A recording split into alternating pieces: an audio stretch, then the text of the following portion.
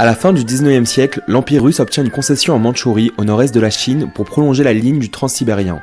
Harbin, alors une petite bourgade boueuse, peuplée de quelques pêcheurs, devient soudain le cœur d'un projet titanesque. La Russie et la Chine font appel à des compétences. Elles veulent des têtes, des bras, des bâtisseurs, et ce sont les juifs russes qui répondent à l'appel. Victimes de pogroms et de lois antisémites, ils voient dans cette terre lointaine une échappatoire, une promesse de survie. En 1899, Salomon Bertzel est le premier à poser ses valises. Il est bientôt rejoint par Isaac Bach et la famille Berkovitch. Entrepreneurs, ingénieurs, scientifiques, ils ne viennent pas les mains vides, ils viennent avec un rêve. En quelques années, Harbin change de visage. En 1900, la ville a déjà son minyan régulier. En 1902, 300 juifs y vivent. En 1917, ils sont plus de 20 000, jusqu'à 20% de la population. Ils ouvrent les premiers hôtels, restaurants, hôpitaux, écoles, théâtres.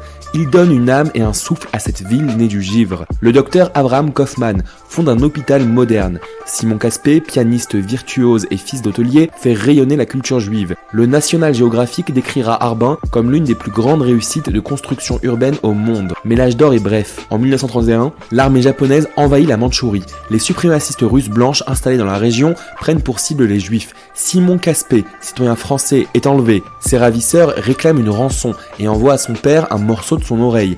Malgré les supplications de la communauté, Simon est assassiné. Les autorités japonaises n'interviennent pas. La peur s'installe. Les familles juives commencent à fuir vers Shanghai, Xi'an, la Palestine dans la terre. En 1955, il reste moins de 400 juifs à Harbin. Aujourd'hui, un seul. Un homme qui restaure les pierres, garde les clés des synagogues, raconte ce qui fut une mémoire vivante d'une épopée oubliée. En une génération, les juifs ont transformé un marécage gelé en centre urbain stratégique.